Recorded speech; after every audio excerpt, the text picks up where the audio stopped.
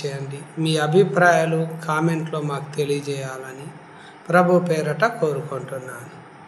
మత్తయి సువార్త 8వ అధ్యాయం 5 నుండి 13 వరకు.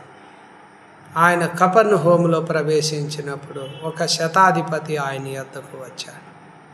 ప్రభువా, నా దాసుడు పక్షవాయువుతో మిగుల బాధపడుచు ఇంటిలో పడి ఉన్నాడని చెప్పి ఆయనను వేడుకొనెను అన్నాడు. ఇక్కడ చూడండి, ఈ మాటలో మనం చూసినప్పుడు యేసు యేసు కపెర్నహూములోకి ప్రవేశించాడు. ఒక శతాధిపతి యేసు దగ్గరికి వచ్చి, ప్రభువా, నా దాసుడు పక్షవాయువుతో మిగుల బాధపడుచు ఇంటిలో పడి ఉన్నాడని చెప్పి ఆయనను వేడుకొనాడు. ఇక్కడ ఆ అధికారి ఏ విధంగా యేసుని వేడుకున్నాడో ఈ వాక్యం వినే మనం కూడా ప్రభువుని ఏం చేయాలంటే వేడుకోవాలి. అనగా అడిగితే అడుగుడి మీకు ఇయ్యబడును, వెదకుడి మీకు దొరుకును, తట్టుడి మీకు తీయబడును అంటాడు. కనుక మన ప్రభువుని అడగాలి. రెండవదిగా చూసినప్పుడు యేసు నేను వచ్చి వారిని స్వస్థపరిచేదనని అతనితో చెప్పగా యేసు అన్నాడు, నేను వచ్చి ఆ వ్యక్తి దగ్గరికి వెళ్ళి స్వస్థపరుస్తాను అంటే ఆ శతాధిపతి అంటున్నాడు, ప్రభువా, నీవు నా ఇంటిలోనికి వచ్చుటకు నేను పాత్రుడను కాను, నీవు మాట మాత్రం సెలవిమ్ము, అప్పుడు నా దాసుడు స్వస్థపరచబడును. నేను సహా అధికారానికి లోబడిన వాడను, నా చేతి కింద సైనికులు ఉన్నారు. నేను ఒకరిని పొమ్మంటే పోవును, ఒకరిని రమ్మంటే వచ్చును, నా దాసుని ఈ పని చేయమంటే ఆ పని చేయను అన్నాడు. ఇక్కడ చెప్పబడినటువంటి మాటను మనం బాగా ఆలోచించినట్లయితే యేసు అంటున్నాడు, నేను వచ్చి వాడిని స్వస్థపరుస్తాను అంటే అక్కడ ఆ శతాధిపతి ఏమంటున్నాడంటే, ప్రభువా, నువ్వు నా ఇంటిలోనికి వచ్చేదానికి నేను పాత్రుడను కాను. ఎంతగా యేసు ఎదుట తన్ను తాను తగ్గించుకుంటున్నాడు. నువ్వయ్యా మా ఇంట్లోనికి వచ్చేదానికి నేను పాత్రుడను కాను, యోగ్యుడను కాను, అర్హుడను కాను, నేను అల్పుడను. నువ్వు మాట మాత్రం సెలవిస్తే చాలు, నా దాసుడు స్వస్థపడతాడు. నేను అధికారానికి లోబడినాను, నా చేతి కింద సైనికులు ఉన్నారు.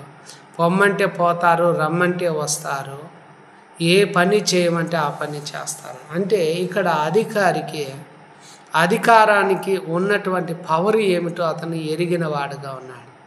యేసుకి పరలోకం మీద భూమి మీద సర్వాధికారం ఇవ్వబడింది. యేసుకు వ్యాధుల మీద, రోగాల మీద, దయ్యముల మీద, అపవిత్ర ఆత్మల మీద ఆయన అధికారము ఉండాలి. మరి అదేవిధంగా శత్రు బలం అంతటి మీద కూడా ప్రభువుకి అధికారం ఉండాలి. కనుక అన్నిటి మీద ఆయనకు అధికారం ఉంది అనే విషయము శతాధిపతి గుర్తించాడు. ఆయన ఇంటిలోనికి వచ్చేదానికి నేను పాత్రుడను కాను, అయ్యా నువ్వు మాట మాత్రం సెలవిస్తే చాలు, నా దాసుడు అంటే యేసు మాటకు ఆ రోగాలు లోబడతాయి, పొమ్మంటే వెళ్ళిపోతాయి, రమ్మంటే వస్తాయి, ఏ పని చేయమంటే ఆ పని చేస్తాయి. యేసు అనేక చోట్ల రోగంతో మాట్లాడినప్పుడు రోగులు స్వస్థత పొందారు. కుష్ఠరోగితో కూడా నాకిష్టమే, నువ్వు శుద్ధుడవు కమ్ము అనగానే ఆ రోగం అతన్ని విడిచి వెళ్ళిపోయింది. పేతురు అత్త కూడా జ్వరంతో ఉండగానే ఆ ఇంట్లోకి వెళ్ళి ఏం చేశాడంటే ఆమె చెయ్యి ముట్టాడంతే. ఆమె చెయ్యి ముట్టగానే జ్వరం ఆమెను విడిచి వెళ్ళిపోయింది. ఆయన మాట వలన దయ్యాలు వెళ్ళిపోయి రోగులందరూ బాగవుతూ వచ్చినారు. కనుక యేసు మాట మాత్రం సెలవిస్తే చాలు, ఆయన ప్రతి ఒక్కటి కూడా ఆయనకు లోబడతాయి అధికారానికి. ఆయన పొమ్మంటే వెళ్ళిపోతాయి రోగాలు, వ్యాధులు కానీ, దెయ్యాలు కానీ, అపవిత్రాత్మలు కానీ, సమస్యలు కానీ ఆయన పొమ్మంటే వెళ్ళిపోతాయి, రమ్మంటే వస్తాయి, ఏ పని చేయమంటే ఆ పని చేస్తాయని అధికారి యేసు యొక్క ఉన్నటువంటి అధికారం, ఆయన ఎలాంటి వాడు, ఆయనకి ఇచ్చిన అధికారం ఏమిటో, ఆయనకి ఇవన్నీ లోబడతాయని బావుగా ఎరిగిన వ్యక్తిగా ఉన్నాడు. కావునయ్యా నువ్వు నా ఇంట్లోనికి వచ్చేదాని పాత్రుడను కాను, నువ్వు మాట మాత్రం సెలవిస్తే చాలు, నా దాసుడు స్వస్థపడతాడన్నప్పుడు అప్పుడు యేసు ఆడ ఏమి రాయబడింది తెలుసా?